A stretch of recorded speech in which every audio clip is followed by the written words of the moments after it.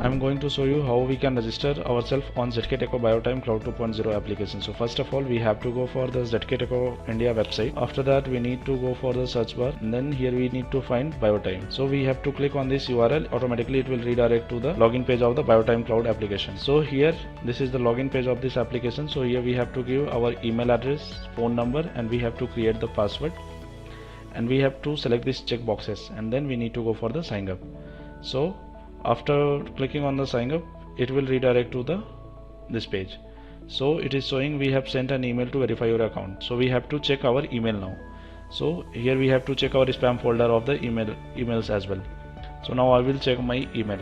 In spam, you can see in junk email it is there. So now we have to click here on activate account. So automatically it will redirect to this page. So it is asking to create a new company, join as a vendor. You can choose as per your requirement. So I will choose create a new company. So here I will give the name of the company. Now again it is asking for email address. We have to give the company name which we have created. Then it will ask for the password. We have to give the password what we have given. So now we have login.